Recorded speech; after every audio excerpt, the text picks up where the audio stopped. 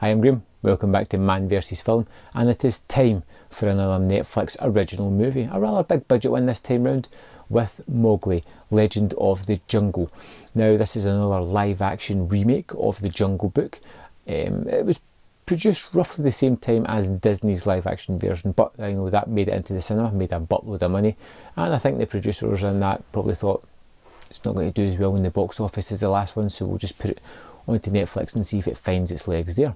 Directed by Andy Serkis, the master of motion capture, and it follows a familiar tale. Now, for the first half of the movie, it primarily follows a lot of the Disney beats. You know, you have this man cub who is left with Bagheera the panther, who takes it to the wolves, and it becomes part of that family. Shere Khan is after it at some point, and it ultimately gets to a point where Mowgli has to sort of leave his animal kingdom and go and rejoin the human society, and that's where it differs from the Disney version. And it's nice to see this kind of take on it, you know, the proper Rudyard Kipling story take, you know, the Disneyized version of it. You know, you don't get this sort of fun, carefree characters that you do get in the Disney version, but you do get sort of a darker version here. And it should be said that this is a little bit more adult, a little bit darker, but you can still watch it with your kids. I certainly did. And there are some differences, big differences that sort of make it more enjoyable. You know, it is a darker movie. There is death and destruction all around the animal kingdom, all around the human world, delivered by one force of nature in the form of Khan. We get lots of sort of dark and brooding shots. Not everything is brightly and colourful lit like the Disney version. It's not happy-go-lucky like that. There are real weight to the things that are going on here. There is destruction to both the sort of landscape and the civilization that they have, the animal kingdom and the human kingdom as well, as these two forces are starting to butt heads. You know, Khan is decimating the livestock of the humans, and the humans are starting to hunt down the animals, trying to get to Khan. Now, there's a few things in the movie that I really did enjoy. You know, the performance of the young boy I thought was fantastic. I liked the story as soon as it started to deviate from the well-worn Disney track, the kind of thing we had seen before there.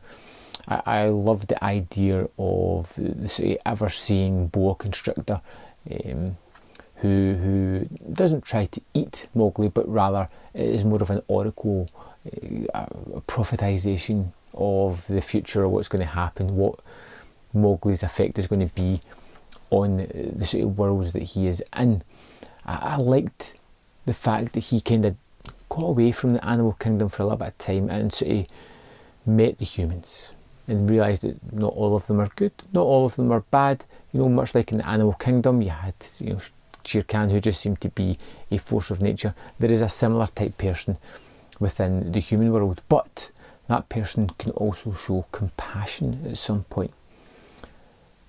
But this is definitely a different version of the Jungle Book tale that we know and kind of love, and that's fine, and it's good that it is that different way. It's good that it is a little bit darker, a little bit brooding, and touching on a little bit more richer thematics than the sort of sugar-coated Disney version. I'm going to keep coming back to that Disney version. I'm going to try and get away from it now. This is its own thing, and it's a good thing that it's its own thing, you know, and I think Andy Serkis does particularly well in crafting a story that isn't perfect, but it's downright better than it had any right to be.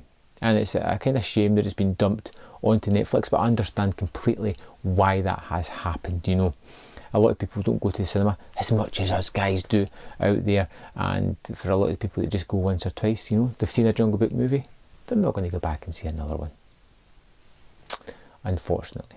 The special effects are particularly good here as well. There are some that aren't as great as they were in the Disney version, but this didn't have as much money, but they kind of use it wisely and create some real moments where you can empathise with the animals on screen. You know, you have a moment where Mowgli doesn't quite make the ritual, and you can see the sort of heartbreak on his mothering figure without having to say anything, without having to do anything. It's just all in the eyes, and it's a real testament to the way CGI is coming across, where they're starting to feel emotions from these characters. The voice cast was particularly good. It's nicely shot, it's got some good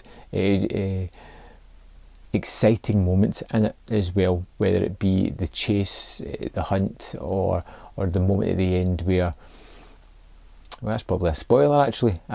There's some good moments in the movie, I'll leave it at that. There's some nice repercussions, there's some nice character moments as well, that I really do see the character of Mowgli growing and changing from the beginning of the movie to the end, where he realises his place is not with the animals that he grew up with. He must move on to another world, and it's a nice kind of thematic behind the movie itself, as well as the destruction of man on a natural environment that we're always tearing down.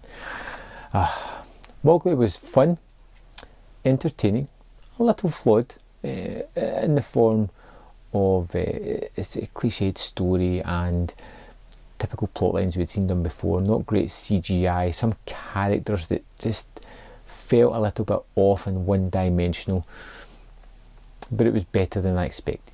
It was better than being dumped onto Netflix, and I definitely think it's something that you should check out at some point soon. I'd love to know your opinion of the movie. Let me know in the comment box below, and I will see you next time on Man vs Film.